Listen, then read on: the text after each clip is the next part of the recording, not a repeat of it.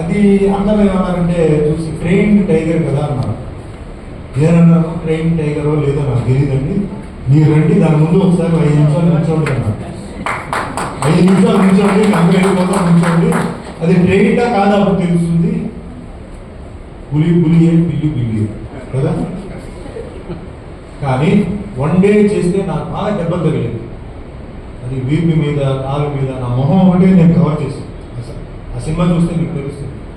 మొత్తం ఇక్కడ అన్నీ బాగా తొక్కేసి మరుసటి రోజు హాఫ్ డే చేశాను. దాని తర్వాత మళ్ళీ వెళ్ళగానే నా షోల్డర్లో కొడితే నా షోల్డర్ లేకపోయింది. అప్పుడు నా అలా కాదని చెప్తే ఒక దూకులు పెట్టి బ్యాలెన్స్ చేశాను. అలాగే దోషి నిర్దోషి ఒక సినిమా, దాంట్లో ఒరిజినల్గా ఏంటంటే కాలు రెండింటికి ఫైర్ పెట్టి ఫైట్ చేశాను.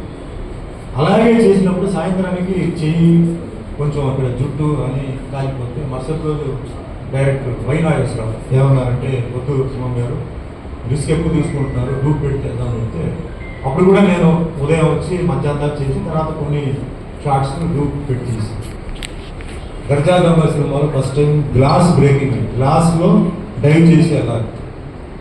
సో గ్లాస్ బ్రేకింగ్ నా అలవాటు లేదు, కానీ ఇవన్నీ ఎందుకు చెప్తానంటే కరాటే స్పిరిట్ మీద మనం చేయవచ్చు అని ధైర్యంతో నేను చేస్తానని చెప్పి పరిగెత్తి వచ్చేసి నేను గ్లాస్లో తల మీద గుద్దితే రీబౌండ్ అయ్యి గ్లాస్ పగల, గ్లాస్ మీద తల తగిలి రీబౌండ్ అయ్యి కింద పెట్టాను.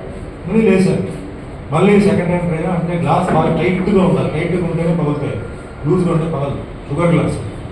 అప్పుడు నాకు టైట్ చేసి మళ్ళీ మాస్టర్ సుబ్రహ్మణ్య మాస్టర్ సార్ ఫాస్ట్గా వచ్చేసి మీ ఫుల్ సెకండ్ టైంలో ఫుల్ పవర్ ఇస్తే గ్లాస్ పది బయటకు వచ్చాను. కానీ తల మీద అంతా మొత్తం స్టిచెస్ అన్నీ పడింది, తల మీద అంతా పడింది.